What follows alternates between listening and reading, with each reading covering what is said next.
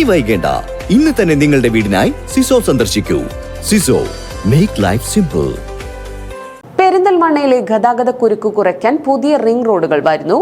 പെരിന്തൽമണ്ണ നഗരത്തിലെ തീരാശാപമായ ഗതാഗത കുരുക്കിന് പരിഹാരം കാണാൻ ബൃഹത്തായ പദ്ധതികളുമായാണ് നഗരസഭ എത്തുന്നത്.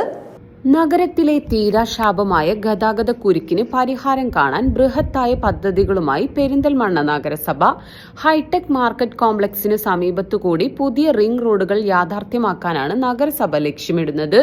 UDFന്റെ തെരഞ്ഞെടുപ്പ് പ്രകടന പത്രികയിലെ പ്രധാന വാഗ്ദാനങ്ങളിലൊന്നായ ഈ പദ്ധതിയുടെ പ്രാരംഭ നടപടികൾക്ക് തുടക്കമായി. പദ്ധതിയുടെ ഭാഗമായി പെരിന്തൽമണ്ണ നഗരസഭ ഇൻഡോർ മാർക്കറ്റിന് സമീപമുള്ള റോഡ് 7 മീറ്റർ വീതിയിൽ കോൺക്രീറ്റ് ചെയ്യും. നിലവിൽ തകർന്നു കിടക്കുന്ന ടൗൺ ഹാൾ മാർക്കറ്റ് റോഡ് നവീകരിക്കുന്നതിനൊപ്പം ഊട്ടി റോഡുമായി ഇതിനെ ബന്ധിപ്പിക്കും.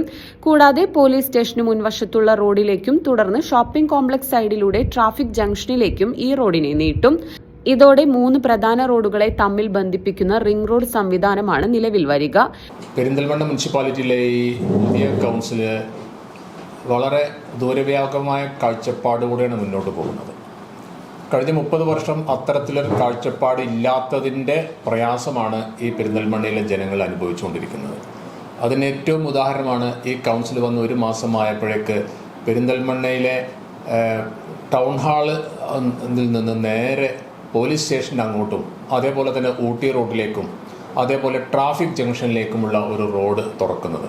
ആ റോഡ് തുറന്ന് ആ റോഡിനെ ഒരു 1 വേ ആക്കിയാൽ 7 മീറ്റർ വീതിയിൽ അത് കോൺക്രീറ്റ് ചെയ്യാനാണ് ഉദ്ദേശിക്കുന്നത്. ആ രീതിയിൽ കോൺക്രീറ്റ് ചെയ്ത് കഴിഞ്ഞാൽ പെരിന്തൽമണ്ണയിലെ ടൗണിലുള്ള ഒരുവിധമുള്ള ഗതാഗത കുരുക്ക് അവസാനിപ്പിക്കാൻ നമുക്ക് കഴിയും.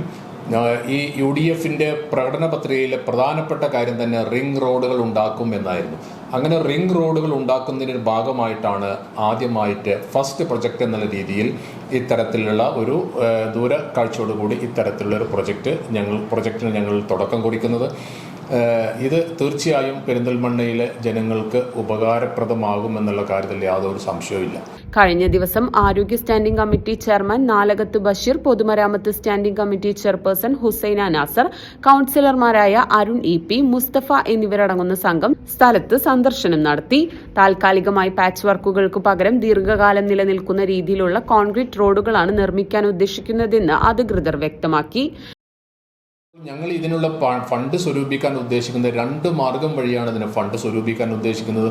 ഒന്ന് പ്ലാൻ ഫണ്ടിനെ ഇവിടെ യൂട്ടിലൈസ് ചെയ്യാൻ പറ്റുമെങ്കിൽ ആ പ്ലാൻ ഫണ്ടിനെ യൂട്ടിലൈസ് ചെയ്യും. അതേപോലെ തന്നെ അർബൻ ചാലഞ്ച് ഫണ്ട് എന്ന് പറയുന്ന കേന്ദ്ര ഗവൺമെന്റിന്റെ ഒരു ഫണ്ടുണ്ട്, അർബൻ ചാലഞ്ച് ഫണ്ട്. ആ അർബൻ ചാലഞ്ച് ഫണ്ടും ഇതിനു വേണ്ടി മാറ്റിവെക്കേണ്ട ഒരു പരിപാടിയുണ്ട്. ഇതേപോലെ തന്നെ ട്രാഫിക് ജംഗ്ഷന് വിപുലീകരിച്ച് ഫുട്പാത്ത് നിർമ്മിച്ച് അഴുക്കുചാലുകളെല്ലാം ഇപ്പോൾ അഴുക്കും അതുപോലെ തന്നെ നമ്മുടെ ആ തോടുകളൊക്കെ നോക്കിയാൽ അറിയാം ജനങ്ങൾ വളരെ കഷ്ടപ്പാട് അനുഭവിക്കുന്നതാണ്. അടുത്ത പ്രൊജക്റ്റ് ഞങ്ങൾ അത് തന്നെയാണ്. ഈ തരത്തിൽ അർബൻ ചാലഞ്ച് ഫണ്ട് പരമാവധി ഡൽഹിയിൽ നിന്ന് കൊണ്ടുവന്ന് ഇവിടെ ഉപയോഗപ്പെടുത്തി ഈ പെരിന്തൽമണ്ണ നഗരസഭയുടെ മുഖച്ഛായ മാറ്റണം എന്നാണ് ഞങ്ങൾ ഉദ്ദേശിക്കുന്നത്. ആ തരത്തിലേക്കുള്ള ഒരു ഫസ്റ്റ് പ്രൊജക്റ്റ് ആയിട്ടാണ് ഞങ്ങൾ ഈ ടൗൺ ഹാൾ മാർക്കറ്റ് റോഡിനെ കാണുന്നത്. അത് ടാർ ചെയ്തുകൊണ്ട് കാര്യമില്ല. അത് പൂർണ്ണമാവണമെങ്കിൽ നല്ല നാഷണൽ ഹൈവേ പോലെ രീതിയിൽ 7 മീറ്റർ വീതിയിൽ അത് കോൺക്രീറ്റ് ചെയ്തുകൊണ്ട് മുന്നോട്ട് പോയാൽ തന്നെ അത് ഭംഗിയാവുകയുള്ളൂ. ആ രീതിയിൽ മുന്നോട്ട് കൊണ്ടുപോകാനാണ് ഉദ്ദേശിക്കുന്നത്. പഠന റിപ്പോർട്ട് തയ്യാറാക്കിയ ശേഷം ഉടൻ തന്നെ പദ്ധതിയുടെ നിർമ്മാണ പ്രവർത്തനങ്ങൾ ആരംഭിക്കും. കാൽനട യാത്രക്കാർക്കായി ഹൌസിംഗ് കോളനി റോഡിൽ നിന്ന് KSRTC ബസ് സ്റ്റാൻഡിലേക്ക് എളുപ്പത്തിലെത്താനുള്ള സൌകര്യവും ഇതിനൊപ്പം ഒരുക്കും. പദ്ധതി യാഥാർത്ഥ്യമാകുന്നതോടെ നഗരത്തിലെ ഗതാഗത ക്ലേശത്തിന് വലിയൊരളവിൽ പരിഹാരമുണ്ടാകുമെന്നാണ് നഗരസഭയുടെ പ്രതീക്ഷ.